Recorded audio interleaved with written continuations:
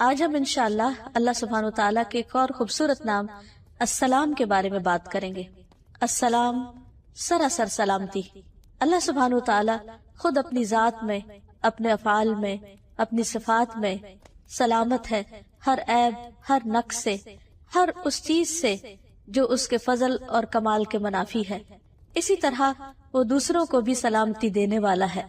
اللہ سبحانہ و تعالیٰ کا فضل ہر چیز پر چھایا ہوا ہے، ہر چیز کو محیط ہے، اسی لیے وہ اپنے بندوں کو باوجود ان کی نافرمانیوں کے انہیں سلامتی دیے ہوئے ہے، عافیت میں رکھے ہوئے ہے، اور خاص طور پر اپنے مومن بندوں کو آخرت میں وہ اپنے عذاب اور اپنی سزا سے محفوظ رکھے گا۔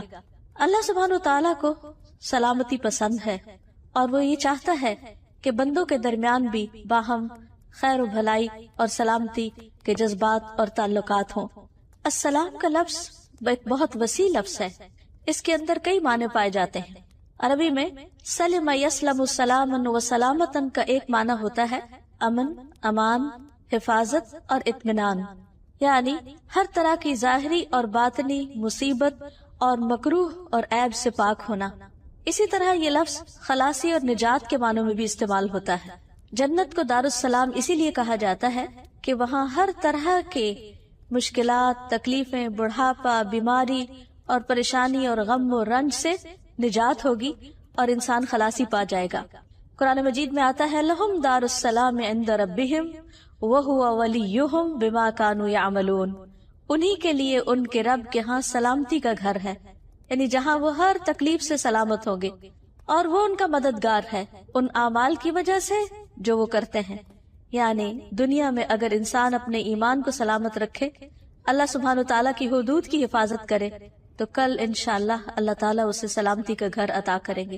حقیقت یہ ہے کہ انسان دنیا میں مکمل امن و امان چاہتا ہے، وہ اپنی دنیا کو جنت بنانا چاہتا ہے، وہ آج کی زندگی کو یہ چاہتا ہے کہ ہر طرح کی تکلیف اور ہر مشکل سے خالی ہو جائے، لیکن اللہ سبحانہ تعالیٰ نے یہ سلامتی اور یہ امن اور یہ سب نعمتیں کل کے لیے رکھی ہیں، یعنی جنت کی شکل میں۔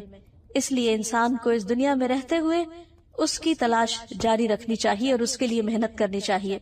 اسی طرح اس مصدر کا ایک اور معنی بھی ہے خالص تحفہ، یعنی سلامتی کا ایک معنی خالص تحفہ بھی ہے، یعنی ایسا تحفہ جو باطن کی برائی اور نیت کی خباثت سے پاک اور خالص ہو۔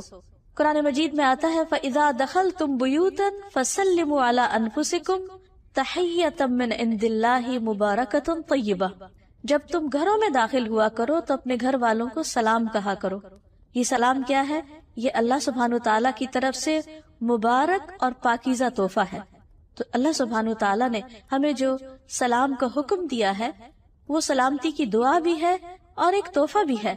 ثابت بن عبید کہتے ہیں کہ میں ایک مجلس میں آیا جس میں عبداللہ بن عمر وغیرہ تھے، تو انہوں نے کہا جب تم سلام کرو تو سناؤ، یعنی اونچی آواز میں کرو، کیونکہ وہ اللہ تعالیٰ کی طرف سے طیب اور مبارک دعا ہے۔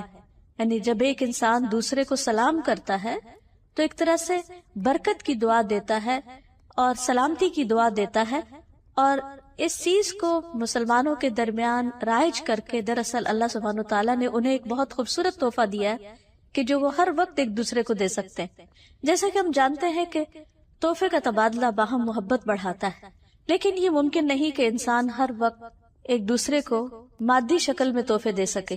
اللہ سبحانہ تعالیٰ نے ہم سب پر کس قدر مہربانی کی ہے اور ہمیں ایک ایسا کلمہ سکھا دیا، یعنی سلام کا، کہ جو خود ایک تحفہ ہے، اور اس کو خود اس نے تحفہ اور برکت والی چیز کہا ہے کہ اگر ہم ایک دوسرے کے ساتھ اس کو ایکسچینج کرتے رہیں تو اس میں ہمارا کچھ بھی خرچ نہیں آتا، لیکن اگر ہم خوشی کے ساتھ دوسروں کو سلام کریں اور جواب میں سلامتی کی دعا پائیں تو اس سے یقیناً ایسے لوگوں کے اندر رحمتیں اور برکتیں نازل ہوں گی، ان کے اندر سے دشمنیاں اور حسد اور شیطان کی ڈالی ہوئی نجاست ختم ہوگی۔ اللہ سبحانہ تعالیٰ کی طرف سے یہ پاکیزہ اور خوبصورت تحفہ آدم علیہ السلام کو ملا تھا جو ان کی سب اولاد کے لیے تھا۔ اب کچھ نے اسے اختیار کر لیا اور کچھ نے نہیں۔ حدیث میں آتا ہے رسول اللہ صلی اللہ علیہ وسلم نے فرمایا اللہ سبحانہ تعالیٰ نے جب آدم علیہ السلام کو پیدا کیا تو ان سے فرمایا کہ جاؤ اور فرشتوں کو سلام کرو، اور جو کچھ وہ تمہیں کہیں اسے غور سے سنو، وہ تمہارا اور تمہاری اولاد کا سلام ہوگا۔ آدم علیہ السلام فرشتوں کے پاس گئے اور انہوں نے کہا السلام علیکم. فرشتوں نے جواب میں کہا السلام علیکہ ورحمۃ اللہ. انہوں نے لفظ رحمت اللہ کا اضافہ کر لیا. تو بہرحال جب کوئی سلام کرے تو قرآن مجید میں حکم ہے اذا حییتم بتحیۃ فحیوا باحسن منہا او ردوہا، کہ جب کوئی تمہیں سلامتی کا تحفہ دے تو تم اس کو واپس لوٹاؤ. یعنی اگر کوئی تمہیں سلامتی کی دعا دے تو جواباً دعا دو اسی طرح یا اس سے بہتر، باحسن منہا. اور اگر احسن نہیں یعنی ورحمت اللہ نہیں کہہ سکتے تو فردوہا، اتنا تو کہو جتنا دوسرے نے تمہیں کیا. اس لیے جو قوم، جو گھرانہ، جو افراد باہم سلام کو رواج دیتے ہیں، عام کرتے ہیں، ان کے درمیان باہم محبت ہوتی ہے، اللہ سبحانہ و تعالیٰ کی طرف سے سلامتی اترتی ہے. اللہ سبحانہ و تعالیٰ کا یہ نام حدیث میں بھی آیا ہے جس میں نبی صلی اللہ علیہ وسلم نے واضح طور پر بتایا کہ یہ اللہ تعالیٰ کا نام ہے. عبداللہ بن مسعود کہتے ہیں کہ جب ہم نبی صلی اللہ علیہ وسلم کے پیچھے نماز پڑھا کرتے تو ہم کہتے سلام ہو جبرائیل پر، سلام ہو میکائیل پر، سلام ہو فلاں پر، فلاں پر، سلام ہو اللہ تعالیٰ پر. تو رسول اللہ صلی اللہ علیہ وسلم ایک روز ہماری طرف متوجہ ہوئے اور فرمایا ان اللہ هو السلام، اللہ تعالیٰ تو خود السلام ہے. یعنی تم اللہ تعالیٰ کو کیا سلامتی بھیجو گے، وہ تو خود ہی سلامتی، سراسر سلامتی، اور ہر طرح کی سلامتی اسی کی ذات کی طرف سے آتی ہے. اور وہ نہ صرف یہ کہ خود سلامتی والا ہے بلکہ سلامتی دینے والا بھی ہے.